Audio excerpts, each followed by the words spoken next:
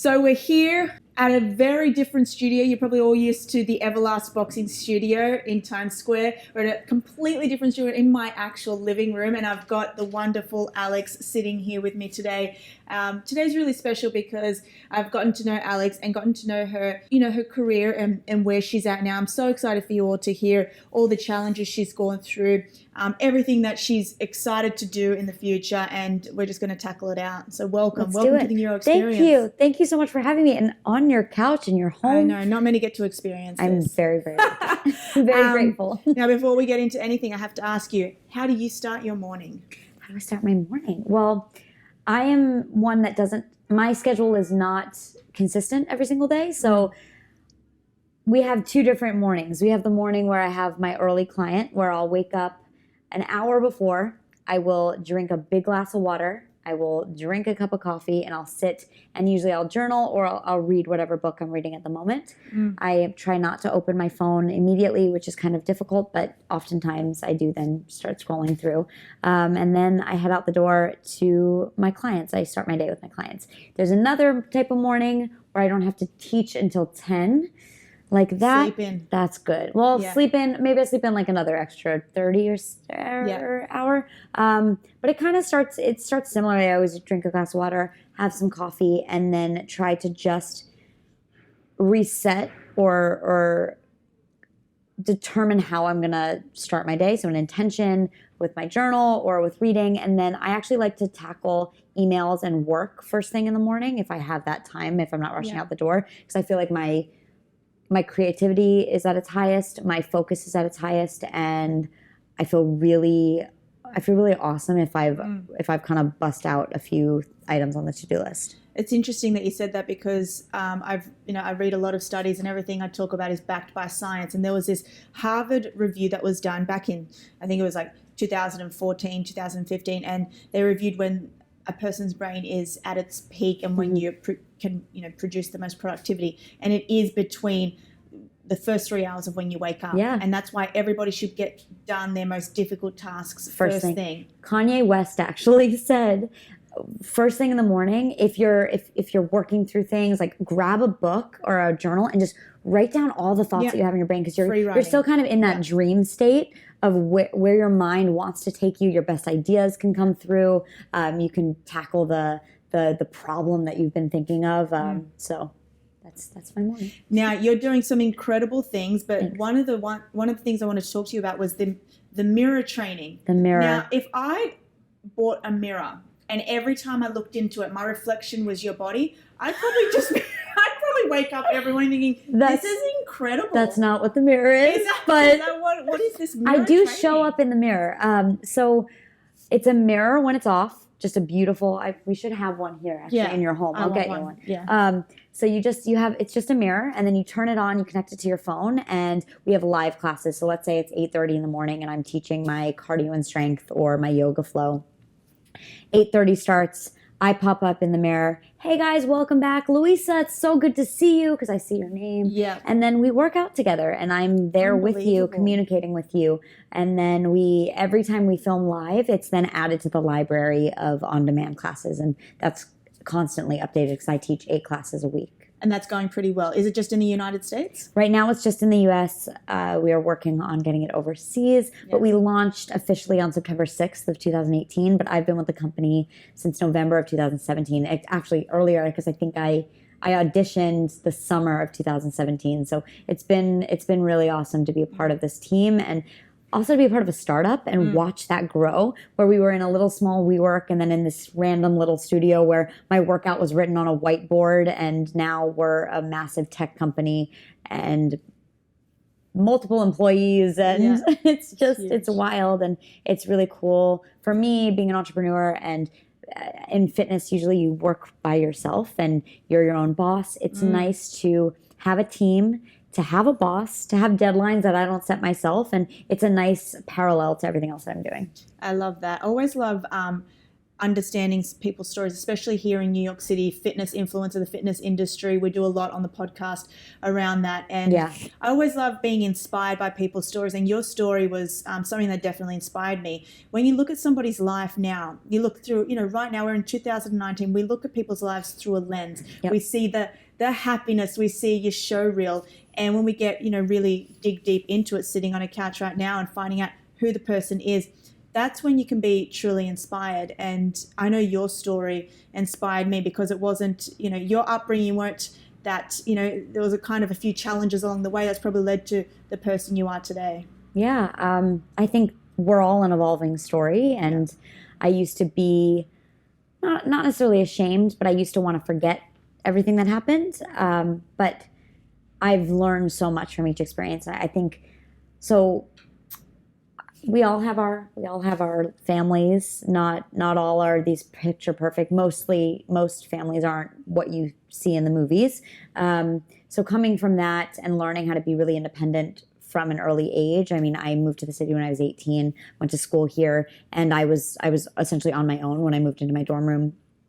And it was just a quick, all right, I've got to do this. I got to figure out how. And unfortunately, I didn't have any true strong female role models in my life. And so I started looking around, and this is where that social comparison, that negative upward social comparison comes in, where I started looking at people in the city that appeared to be successful. In that moment, it was people that were working in fashion, people that were buying bottles at clubs, and I got really into nightlife, and I thought that I needed to look and act that way.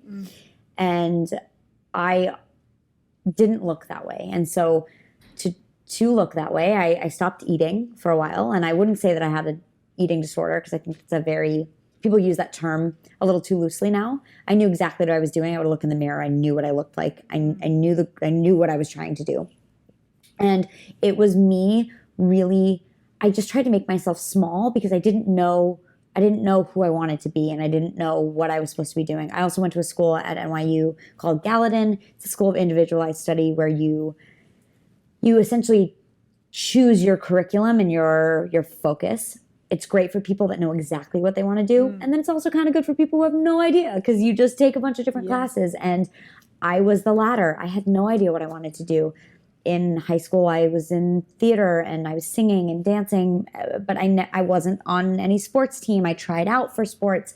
I didn't find my thing, that passion. And it's really overwhelming when people keep preaching to you, like, what's your passion? Find your passion. Here's your 5-step guide to finding your purpose. I don't know what it is, right?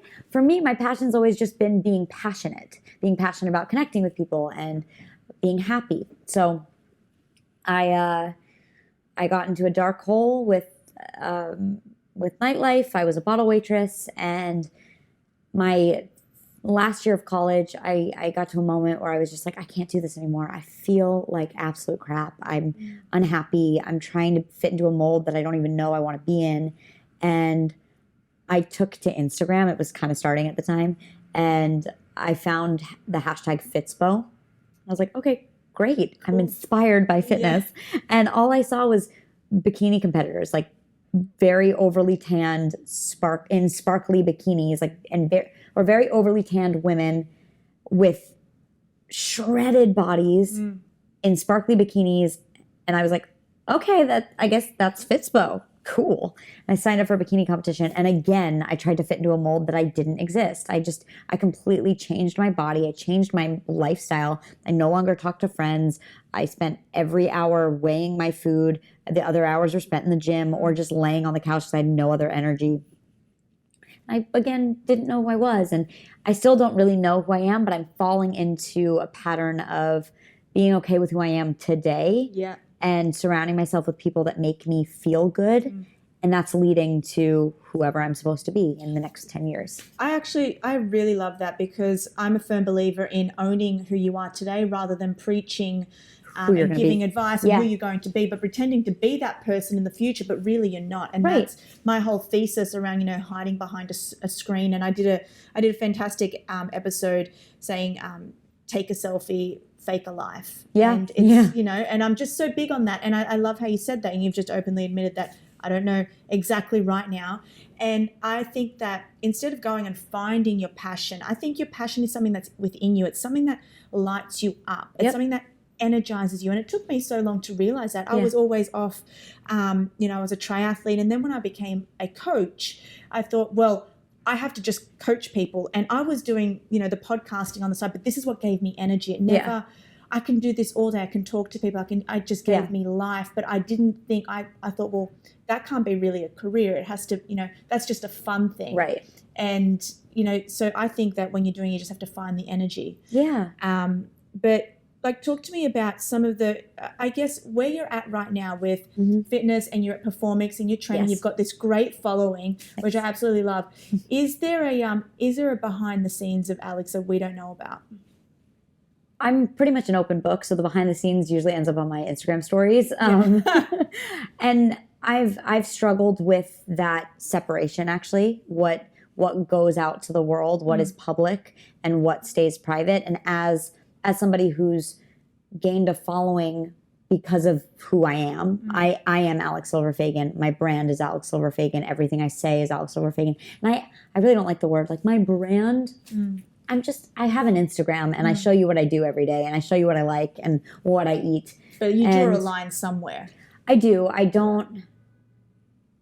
I'll tell you when I'm going through something, but I won't explain what exactly made me feel that way, right? So relationships don't necessarily, not every bit of that goes on the internet, and I don't think it ever should. There are moments that you have with an individual that stay private.